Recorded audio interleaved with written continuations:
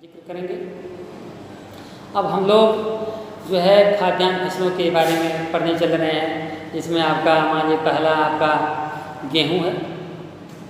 गेहूँ यह उष्णकटिबंधीय उपज है। यह आप जानते हैं कि भारत में शीतकालीन गेहूँ पैदा की जाती है, लेकिन तमाम ऐसे जहाँ दोनों ऋतुओं में गेहूँ पैदा की जाती है। गेहूँ उत्पादन में भारत अग्रणी देशों में समाहित है। इसके लिए हमने बताया कि कम तापमान की ज़रूरत होती है, पकने के लिए ज़्यादा तापमान और फसल उगने के लिए कम तापमान, यानी 10 डिग्री से 15 डिग्री उगने के लिए और 20-25 डिग्री सेंटीग्रेड तापमान पकते समय चाहिए। बलुई दोमट मिट्टी गेहूं के लिए उपयुक्त मानी जाती है। फिर हालांकि गेहूं विभिन्न प्रकार की मिट्टियों में उत्पादन किया जाता है। बलुई दोमट सर्वोत्तम मिट्टी मानी जाती है। काली मिट्टी में भी गेहूं का उत्पादन किया जाता है। वर्षा बोते समय नहीं चाहिए। यह पंजाब, हरियाणा, उत्तर प्रदेश, मध्य प्रदेश, गुजरात, राजस्थान आदि क्षेत्रों में गेहूं की बड़े पैमाने पर खेती की जाती है। गेहूं प्रमुख उत्पादक राज्यों में समाहित है। उत्तर प्रदेश, पंजाब, मध्य प्रदेश, हरियाणा, राजस्थान, गुजरात, यहाँ बड़े पैमाने पर गेहूं का उत्पादन किया जाता है। दूसरा आपका महत्वपूर्ण जो खाद्यान्न फसल है, चावल है। जैसा कि आप जानते हैं कि चावल एक उष्णार्ध कटिबंधीय फसल है। यह इसके उगने के लिए ज़्यादा वर्षा, ज़्यादा तापमान की ज़रूरत होती है। जो आपका पंजाब, हरियाणा, उत्तर प्रदेश, राजस्थान, ये सब ऐसे क्षेत्र हैं जहाँ पर चावल की खेती के लिए अनुकूल भौगोलिक दशाएँ हैं। गंगा ब्रह्मपुत्र का जो मैदानी क्षेत्र है, ये गेहूँ और चावल के लिए विशेष रूप से जाना जाता है। कहा जाता है कि इस मिट्टी में यह सबसे महत्वपूर्ण गुण है कि यहाँ सभी प्रकार की फसलों का हम उत्पादन कर सकते हैं। उपज के लिए हमने बताया कि यहाँ तापमान ज़्यादा चाहिए। लगभग यहाँ जो तापमान की ज़रूरत 20 डिग्री सेंटीग्रेड के आसपास टेम्परेचर पकते समय चाहिए और उगते भी समय 27 डिग्री सेंटीग्रेड का तापमान चाहिए। यह चिकनी, जलोढ़, दोमट मिट्टी इसके लिए उपयुक्त मानी जाती है। यह श्रम प्रधान कृषि है, क्योंकि शुरुआत से ही बीज रोपण, बीज रोपाई और मड़ाई तक जो है मानव श्रमिकों की ज़रूरत होती है। वर्तमान समय में जो है तकनीकी संसाधनों का वही उपयोग किया जा रहा है कि जिससे मानव श्रम की कमी को पूरा किया जा सके। फिर आपका ज्वार है, बाजरा है। ज्वार, बाजरा, मक्का, ये सब भी उष्णार्ध जलवायु की फसल है। यहाँ भी ज़्यादा तापमान की ज़रूरत होती है। वर्षा की जो मोटे अनाज में वर्षा की बहुत ज़्यादा ज़रूरत नहीं होती है। जौ को देख लीजिए, वह भी गेहूँ के साथ समतुलता में बोया जाता है, लेकिन धीरे धीरे गेहूँ का तो उत्पादन बढ़ा है, लेकिन धीरे धीरे जौ का उत्पादन घटा हुआ है। आप जानते हैं कि उत्तर प्रदेश, राजस्थान, मध्य प्रदेश, हरियाणा, पंजाब में गेहूँ की खेती की जाती है और इसके साथ साथ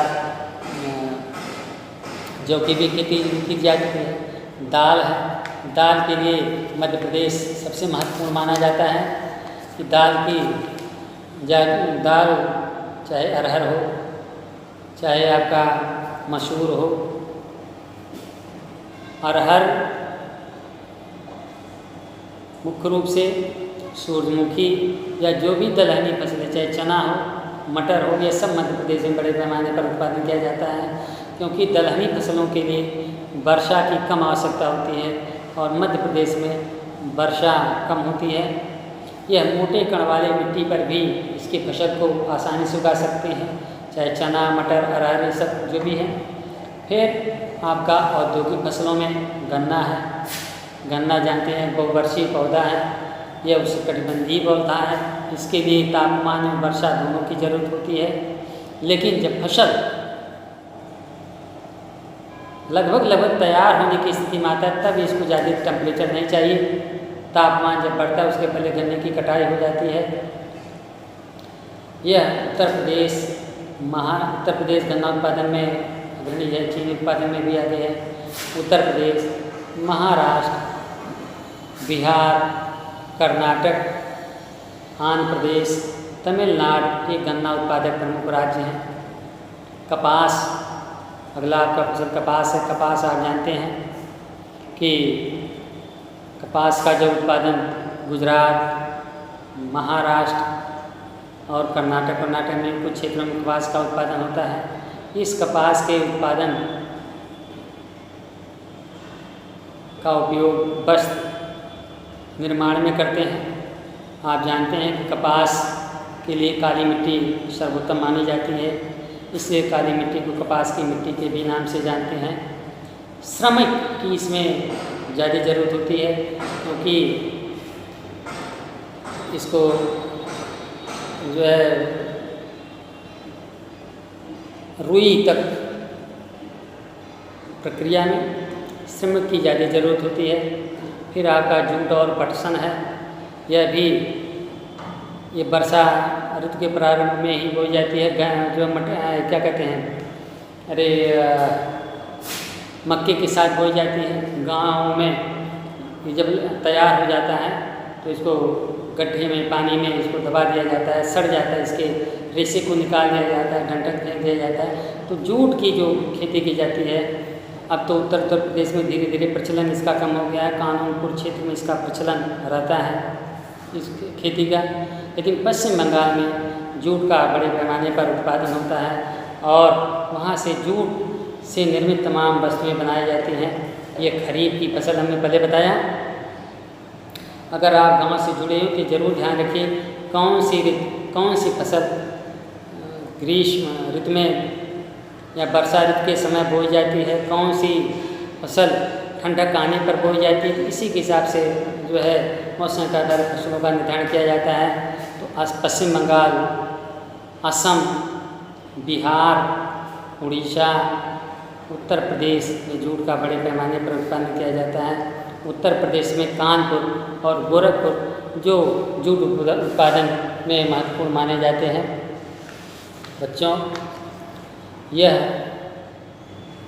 आपका फिर तिलहन है। तिलहन का जानते हैं आप तेल में इस्तेमाल करते हैं। सरसों है, मूंगफली है, तो तिल है, अलसी है, अरंडी है, सूरजमुखी है, ये सब जो है नारियल है, ये सब इनकी गिनती तिलहन में की जाती है। ये तेल के लिए इन फसलों की खेती की जाती है। फिर आपका रेशम है। यह रेशम दक्षिणी भारत में पैदा की जाती है क्योंकि रेशम के लिए ऊंचा तापमान चाहिए। स्वच्छ जो है वह चाहिए, क्या कहते हैं, वायुमंडल। फिर आपका आता है रोपण कृषि। रोपण कृषि जिसकी रोपाई की जाती है, जैसे रबड़ है, रबड़ की रोपाई की जाती है। चाय है, कहवा है, कहवा दक्षिणी भारत में पैदा की जाती है। चाय पर्वतीय ढलानों पर पैदा की जाती है। और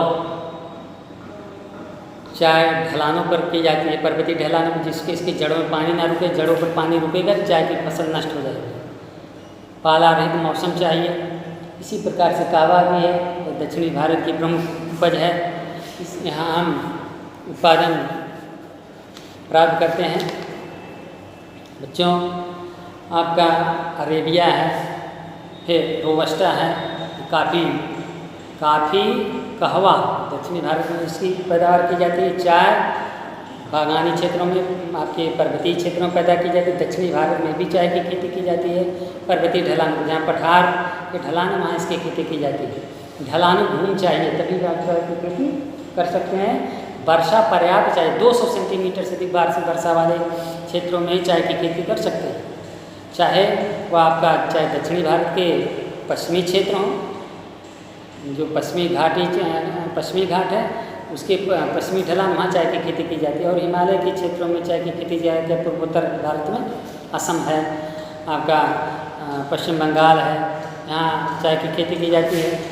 प्राकृतिक रबड़ है, इसकी खेती दक्षिणी भारत में की जाती है।